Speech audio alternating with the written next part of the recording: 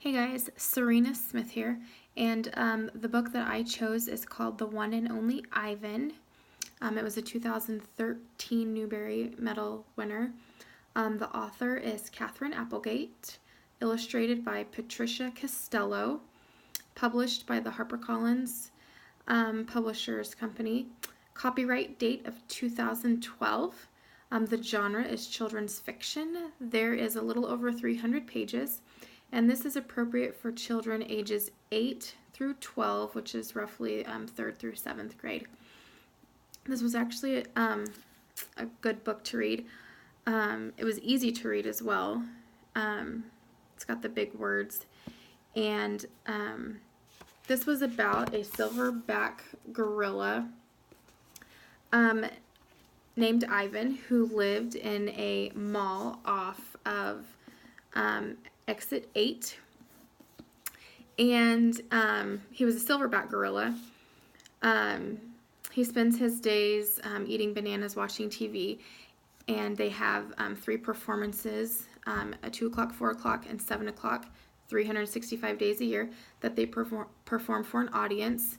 Ivan and his friend Stella, who is an older elephant, and she actually has a chronic illness that makes it harder and harder for her to be able to perform. And then one day they ended up bringing in this little elephant here named Ruby, and Stella was teaching Ruby her tricks to try to get her to take her place, but they didn't understand that at the time. Ivan and Stella didn't. So one day Stella ends up getting really sick, and she ends up dying. And right before she passes, she asks Ivan to please take care of Ruby and get her out of the mall and to a zoo. She has recollection of when she used to live at a zoo, and she wants so badly for Ivan and Ruby to go live at a zoo. So Ivan makes that promise to Stella that he will try to get Ruby out of the mall and somewhere different to live. As they do that, Ivan ends up getting a hold of some paint, and he paints a picture of a zoo, and the custodian's daughter, who's friends with Ivan, ends up putting it outside on this billboard and makes it known to the whole area that they want to live in a zoo, which starts up a protest and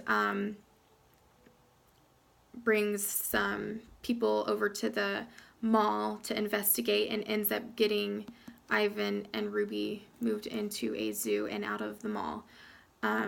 It's a really good book. It's sad, but it's got a great ending. Let me see here. It's the pictures in it, which there are very, very little. They are black, and they're kind of, if you can see that, they're just pencil sketches. Very few of them in the book. Kind of tiny as well. If you can get the page turned. There's another one of the illustrations. Sorry, forgot where I was at.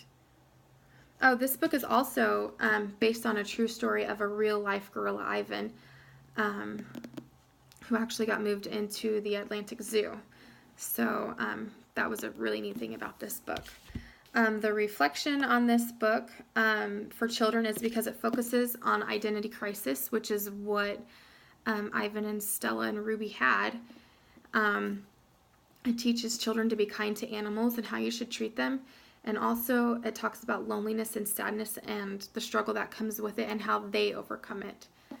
A strategy or activity that I thought would be great to go along with this book would have students make a drawing of Ivan or Ruby or Stella, and then get in a group and discuss why they drew what they did and what it meant to them, and how they would feel if they were Ivan, Ruby, or Stella.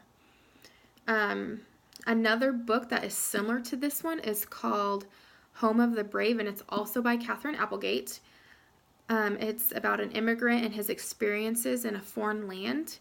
And it echoes Ivan's observations of the human world around him, and it gives the outside perspective of the story.